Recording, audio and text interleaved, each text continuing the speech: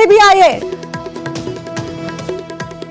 তদন্ত চলছিল supreme court স্বপ্রণোদিত এবং এই ঘটনার পর থেকেই 9 আগস্ট এই ঘটনা ঘটে। চিকিৎসক বিরতিতে যান। এই মুহূর্তে যে বড় খবর আপনাদের জানি, ধর্ষণ খুনের মামলায় চার্জশিট দিল সিবিআই। অর্পিতা আমাদের চার্জশিটে কি বলল সিবিআই?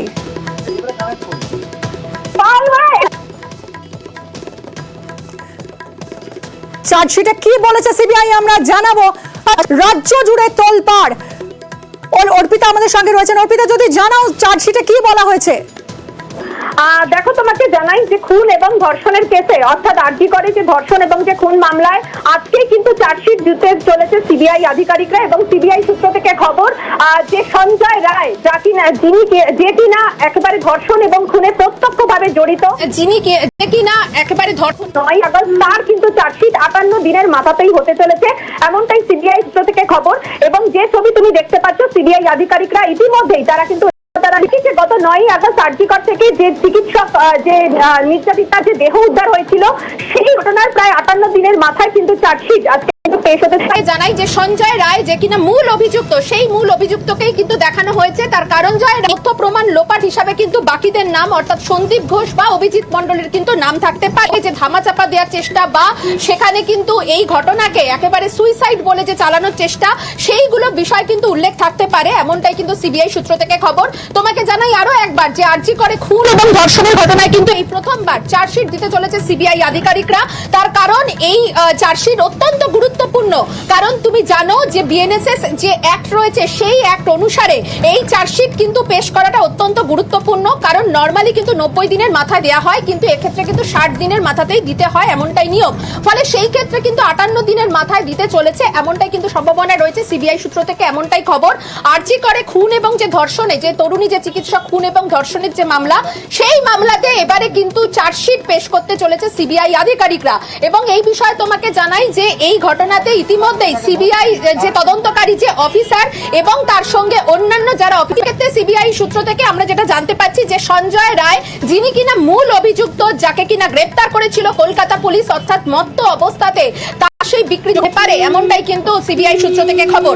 আর কিছুক্ষণের মধ্যেই কিন্তু আজকেই কিন্তু চার্জশিট দেওয়ার সম্ভাবনা রয়েছে। তেমনটা দেখি যে একাধিকবার আমরা কিন্তু দেখেছি যে বিভিন্ন জনকে কিন্তু ডেকে জিজ্ঞাসাবাদ করা হয়েছে। সেই অধ্যক্ষকেও কিন্তু গ্রেপ্তার করেছিল সিবিআই আধিকারিকরা। একদিকে যেমন দুর্নীতি মামলা চলছে, অন্যদিকে কিন্তু খুন এবং ধর্ষণ তেমনটাই সম্ভাবনা রয়েছে। এবং আমরা যেটুকু জানতে পারছি এখনো পর্যন্ত যে খুন এবং ধর্ষণের মামলাতে সিবিআই আধিকারিকরা এই যে চার্জশিট, সেই চার্জশিট কিন্তু এই চার্জশিটটাই আমরা জানতে পারছি। তবে এই 58 দিনের মাথায় যে চার্জশিট, সেটা অত্যন্ত গুরুত্বপূর্ণ বলে আরো অনেকে যুক্ত থাকার যে সম্ভাবনা, অর্থাৎ প্রমাণ লোপাট এবং যে অন্যান্য আনুষঙ্গিক যে বিষয়, সেই বিষয়গুলোও কিন্তু উল্লেখ থাকতে পারে। এবং সিবিআই সূত্র থেকে খবর যে এই যে তুমি যে ছবি দেখছো, যেখানে সিবিআই চার্জশিট আজকে জমা দেওয়ার আজকে সম্ভাবনা রয়েছে। এবং তারা আজকে মূলত যে চার্জশিটে যেটা উল্লেখ থাকবে যে সঞ্জয় রায়, যিনি কিনা অভিযুক্ত, এই ঘটনাতে তথ্য প্রমাণ লোপাট এবং বিভিন্ন যে এভিডেন্স যে নষ্ট করেছে এবং তার সঙ্গে বিভিন্ন সময় যে ষড়যন্ত্র, এর আরো কিন্তু সাপ্লিমেন্টারি চার্জশিট হতে পারে। তবে আপাতত কিন্তু গুরুত্বপূর্ণ আরজি করে খুন এবং ধর্ষণের স্পেশালি পরিষ্কারভাবে জানা যাবে যে সঞ্জয় রায়, তিনি কিন্তু সেই মূল অভিযুক্ত, সে যা কিনা কলকাতা পুলিশও প্রথমবারের জন্য তারা কিন্তু জানিয়েছিল যে রায় হচ্ছে 8 তারিখ রাতে সেখানে ঢোকে এবং তারপরে সেখানে কিন্তু তাকে সেখানে সেই অভিযোগের পরিপ্রেক্ষিতেই পরবর্তীকালে হাইকোর্টের নির্দেশে সিবিআই সেই মামলা হাতে নেয়। এবং মামলা হাতে নেওয়ার তার অভিযোগ, সেই অভিযোগের পরিপ্রেক্ষিতে ওসি টালা এবং সন্দীপ ঘোষকে কিন্তু গ্রেপ্তার করে খুন এবং ধর্ষণের। কিন্তু সঞ্জয় রায় হচ্ছে মূল অভিযুক্ত, তেমনটাই কিন্তু আমরা জানতে পারছি সিবিআই সূত্র থেকে। এবং সিবিআই সূত্র থেকে কারণ বিএনএসএস অ্যাক্টে কিন্তু একাধিক যে সেকশন রয়েছে, সেখানে কিন্তু এই 60 দিনের মধ্যে যে চার্জশিট পেশ, সেটা কিন্তু অত্যন্ত গুরুত্বপূর্ণ। যদিও এই মামলাতে একাধিক পরবর্তীকালে জমা দেওয়ার সম্ভাবনা রয়েছে, তেমনটাই কিন্তু জানাচ্ছেন। কারণ একেবারে 60 দিনের ঠিক আগে 58, কারণ গত 9 আগস্ট তোমার মনে থাকবে যে আরজি করে যে সেখানে যে ইমার্জেন্সি যে বিল্ডিং, সেখান থেকে কিন্তু এই চিকিৎসক নিগৃহীতার ছাত্রীর যে দেহ, সেখান থেকে উদ্ধার হয়। এবং তারপরেই কলকাতা পুলিশ যে তদন্ত করে, তদন্তের পরে হাইকোর্ট সেই তদন্ত দেয় সিবিআই কে। এবং সেই তদন্তের পরে আমরা যেটা জানতে পারছি যে ইতিমধ্যে সঞ্জয় রায়কে কলকাতা পুলিশ যে গ্রেপ্তার করেছিল, তাকে হেফাজতে নেয় সিবিআই আধিকারিকরা। তারপরে কিন্তু পলিগ্রাফ টেস্ট হয় এবং অভিজিৎ মণ্ডল, তার পাশাপাশি যে সন্দীপ ঘোষ, তাদেরও কিন্তু পলিগ্রাফ এবং নার্কো টেস্টের জন্য বলা হয়েছিল, যদিও তারা করেননি, যদিও সন্দীপ ঘোষের পলিগ্রাফ টেস্ট হয়েছিল। ফলে সেই জায়গা থেকে আজকের এই চার্জশিট অত্যন্ত গুরুত্বপূর্ণ, কারণ এই প্রথমবার রয়েছে। আরো একবার তোমাকে জানাচ্ছি যে এই আর্জি করে চিকিৎসক নিগৃহীত যে ছাত্রী, সেই খুন ধর্ষণের ঘটনা থেকেই এই তারা কিন্তু আদালতে তারা আজকে চার্জশিট জমা দিতে চলেছে, এমনটাই কিন্তু সিবিআই সূত্র থেকে খবর। সেই জায়গা থেকে এর পিছনে সেখানে অন্য কারো নাম এসে থাকতে পারে, বা সেখানে আদার্স হিসাবে যে সমস্ত অভিযুক্ত রয়েছে তাদের কিন্তু তল্লাশি ধর্ষণের ঘটনাতে সিবিআই আধিকারিকরা, অর্থাৎ এই চিকিৎসক নিগ্রহ এবং যে 58 দিনের মাথায় কিন্তু চার্জশিট পেশ করতে চলেছে সিবিআই তদন্তকারী আধিকারিকরা। সেই ছবি কিন্তু তুমি একটু খুন এবং ধর্ষণের ঘটনাতে প্রথম থেকে প্রশ্ন উঠেছিল যে সঞ্জয় কি একা ছিল নাকি একাংশ এবং জুনিয়র ডক্টররা তারা এখনো তাদের আন্দোলনে সামিল। সেক্ষেত্রে যদি শুধু সঞ্জয় রায়ের নাম থাকে আর চার্জশিটে, তাহলে জল কোন দিকে গড়াতে পারে? অর্থাৎ সিবিআই তদন্তে একমাত্র কি সঞ্জয় কিন্তু অভিযুক্ত হিসাবে ঘটনাস্থলে ছিল তেমনটাই উল্লেখ রয়েছে। মিমি তুমি জানুয়া, তারা বলছিলেন যে সঞ্জয় একা করেছে নাকি এর পেছনে অনেকজন রয়েছে। সেই জায়গা থেকে সিবিআই যে তদন্ত করেছে সেখানে কিন্তু উল্লেখ রয়েছে, একেবারে কলকাতা পুলিশের যে তদন্ত উঠে এসেছিল যে সঞ্জয় ঘটনাস্থলে একাই কিন্তু এই ঘটনা সে ঘটিয়েছিল, অর্থাৎ সঞ্জয় একাই কিন্তু মত্ত অবস্থায় যায় এবং 8 তারিখ রাতে গিয়ে সেখানে এই ছাত্রীকে গিয়ে ধর্ষণ এবং খুনের ঘটনা সে ঘটায় এবং তারপরে সেখান থেকে কিন্তু সে পালিয়ে যায়।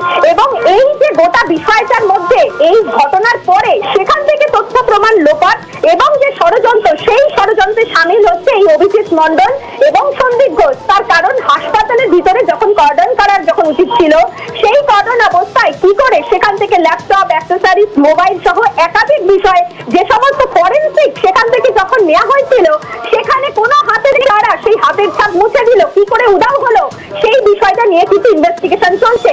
আর সেখানেই তোমাকে জানিয়ে রাখি যে টালা থানার ভেতরে বসে নকল নথি বানানো থেকে শুরু করে একাধিক তথ্য কিন্তু উঠে এসেছে সিবিআই এর হাতে, এবং সেই তথ্যের ভিত্তিতে যেখানে কিনা তথ্য প্রমাণ লোপাট এবং যে ষড়যন্ত্র, সেই ষড়যন্ত্র এবং তথ্য প্রমাণ লোপাট এই দুই ঘটনার পরিপ্রেক্ষিতে এই ষড়যন্ত্র এবং তথ্য প্রমাণ লোপাট এই দুই ঘটনার পরিপ্রেক্ষিতেই অভিজিৎ মণ্ডল এবং সন্দীপ ঘোষ জড়িত। কিন্তু মূলত যে তার সাথে খুন এবং ষড়যন্ত্র বা ধামাচাপা দেওয়ার যে চেষ্টা, তারা জড়িত, অর্থাৎ কে কে কল করেছিলেন, তার সঙ্গে কনভারসেশন হয়েছিল সন্দীপ ঘোষের, তাদের কিন্তু আজকেই তারা দ্রুত তারা আজকে চার্জশিট তারা আজকে জমা দিতে চলেছেন। তার কারণ এখানে 60 দিনের মাথায় কিন্তু চার্জশিট দিতে হয় বলেই সাধারণত নিয়ম।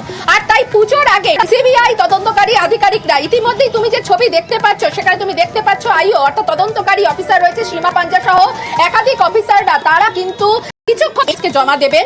শুধু তাই নয়, এখানে উল্লেখযোগ্য যে খুন এবং যে ধর্ষণের ঘটনা, এই যে ষড়যন্ত্র এবং তার সঙ্গে যে তথ্য প্রমাণ যে লোপাট পারে। অর্পিতা, আরো একবার আমাদের জানাও, আজ যে চার্জশিট জমা দিচ্ছে সিবিআই, সেখানে সঞ্জয় রায়ের এগেইনস্টে স্পেসিফিক্যালি সঞ্জয় রায়ের যে অভিযোগ, সঞ্জয় রায়ের বিরুদ্ধে যে অভিযোগ, সেটা হচ্ছে মূলত যে ওই জায়গায় যায় চেতলা এবং বিভিন্ন জায়গা ঘুরে আসার পরে সে মত্ত অবস্থায় কিন্তু সোজাসুজি এই যে চিকিৎসক তিনি সেখানে শুয়েছিলেন এই সেমিনার হলে, এবং সেখানে গিয়ে দেখতে পায় তার কিন্তু মুখ চেপে ধরে এবং তারপরেই তাকে অকথ্যভাবে কিন্তু তার উপর অত্যাচার চালায়। অর্থাৎ একদিকে যেমন সেখানে কিন্তু হত্যা এবং তার সঙ্গে কিন্তু ধর্ষণের কিন্তু খুনের যে ঘটনা, সেই ঘটনায় অভিযুক্ত হচ্ছে সঞ্জয় রায়। তার পলিগ্রাফ টেস্ট হয়েছে, তার বিভিন্ন ধরনের তার যে বয়ান নেওয়া হয়েছে, সেখানে কিন্তু সঞ্জয় রায় সে প্রথমে যখন হত্যা করে, সে প্রথমে দাবি করে যে সে বুঝতেনি, তার মনে হয় যে কোনো রকম ভাবে কোনো রিপ্লাই হচ্ছে না, তখনই সে বেরিয়ে যায়। অর্থাৎ অলরেডি কিন্তু হত্যার পরে সে কিন্তু ধর্ষণ করেছে, এমনটাই কিন্তু সিবিআই। অর্থাৎ এক্ষেত্রে তোমাকে জানিয়ে রাখি যে সিবিআই আধিকারিকরা এই যে চার্জশিট, সেই চার্জশিট কিন্তু সিবিআই এর কাছে অত্যন্ত গুরুত্বপূর্ণ, এবং যারা কিনা আর্জি করে, যারা এখনো অবধি যারা আন্দোলনে যারা বসে রয়েছেন, তাদের কাছে এটা গুরুত্বপূর্ণ। তারা বলে, এবং এটাই হচ্ছে বলার সময় যে সঞ্জয় রায়, কলকাতা পুলিশ যেমন ঠিক তদন্ত করেছিলেন যে সঞ্জয় রায়রা তেমনটাই মনে করতে যে এই সঞ্জয় হচ্ছে বিকৃত মানসিকতার, এবং শুধু তাই নয়, এই ঘটনায় তথ্য প্রমাণ লোপাট বা অন্যান্য কারিকরা কিন্তু খুন এবং ধর্ষণের ঘটনায় প্রত্যক্ষভাবে যুক্ত হচ্ছে এই সঞ্জয় রায়। সেখানে এই ঘটনার পরে যখন এই পুলিশের যখন দেরি করে যখন এফআইআর করা হয়, বিভিন্ন সময় কিন্তু দেখা গিয়েছে যে সেখান থেকে ল্যাপটপ, মোবাইল বা অন্যান্য যে সমস্ত অ্যাক্সেসরিজ, সেই সমস্ত অ্যাক্সেসরিজ কিন্তু থেকে কিন্তু বলা যায় যে হাতের ছাপ উদাও হলো কি করে। সেক্ষেত্রে সিবিআই গোয়েন্দাদের যেটা সন্দেহ যে তাহলে আমি আরেকবার ছবিটা একবার দেখাবো, আমার ক্যামেরা পার্সনকে বলবো সিবিআই ছবিটা একবার দেখাতে। কিছুক্ষণের মধ্যেই দেখো এখানে পৌঁছে যাবে তারা। ইতিমধ্যেই তুমি যে ছবিটা তুমি দেখতে পাচ্ছ, তোমাকে মিমি সরাসরি সেই ছবি দেখাচ্ছি। সিবিআই তদন্তকারী আধিকারিকরা তারা কিন্তু চার্জশিট জমা দিতে চলেছে। আরো একবার সেই ছবিটা কিন্তু তোমাকে একবার দেখাবো। এবং এই মুহূর্তে যে তুমি ছবিটা তুমি দেখছো সেখানে আজকেই কিন্তু আদালতে 58 দিনের মাথায় এই আরজি করে খুন এবং যে ধর্ষণের মামলা। তোমাকে জানিয়ে রাখি যে সঞ্জয় রায় যে কিনা মূল অভিযুক্ত, সঞ্জয়ের বিরুদ্ধে অভিযোগ ধর্ষণ এবং খুনের, মত্ত অবস্থায় সে ধর্ষণ এবং খুন করেছিল। প্রথম অবস্থায় সিবিআই আধিকারিকদের মনে হয়েছিল যে তাহলে কি প্রমাণ লোপাটেও কি সঞ্জয় যুক্ত, কিন্তু দেখা যায় যে ঘটনার পুলিশ যখন দেরি করে যখন এফআইআর করে কার কথায় করেছিল, এমনকি ময়না তদন্তের মতন যে ঘটনা, যেই ঘটনাতে কিন্তু এই কারণেই একাধিকবার এই ময়না তদন্তকারী যারা কিনা চিকিৎসক তাদেরকে কিন্তু ডেকে বয়ান নেয় এবং সিবিআই আধিকারিকরা সেই জায়গা থেকে তোমাকে আধিকারিকরা। এবং গুরুত্বপূর্ণ হলো এটাই যে আরজি করে খুন এবং যে ধর্ষণের যে ঘটনা, যেখানে কিনা চিকিৎসককে খুন এবং যে ধর্ষণ আধিকারিকরা তারা যেন দ্রুত যেন জানায়। আজকে কিন্তু সেই দিন, কারণ এই চার জায়গা থেকে তোমাকে জানাই যে এই সঞ্জয় রায়, সেই সঞ্জয় রায় কিন্তু অত্যন্ত গুরুত্বপূর্ণ। কারণ অন্যান্য যারা রয়েছে তারা কেন ধামাচাপা দেওয়ার চেষ্টা করেছিল, অর্থাৎ এই ধর্ষণ এবং খুনের ঘটনাকে কেন সুইসাইড বলে চাপানোর চেষ্টা, সেই বিষয়টা কিন্তু উল্লেখ থাকছে।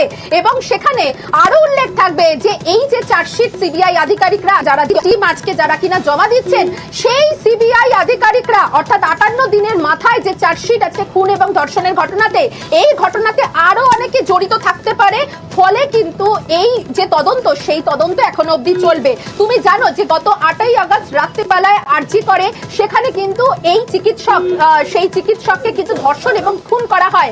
9 তারিখ সকালবেলায় সেখানে তার দেহ মেলে, এরপরে কলকাতা পুলিশ যায়, এরপরে সেখানে ফরেন্সিক যায়, তারপরে তার কিন্তু দেহ ময়না তদন্ত করা হয়। এবং আবার বসে এই পুরো গোটা যে তদন্তভার, সেই তদন্তভার হাতে নেয় সিবিআই আধিকারিকরা। আরো এক সবচেয়ে বড় খবর রয়েছে, আমরা আরজি কর ঘটনার 58 দিনের মাথায় আজ প্রথম চার্জশিট জমা দিতে চলেছে সিবিআই।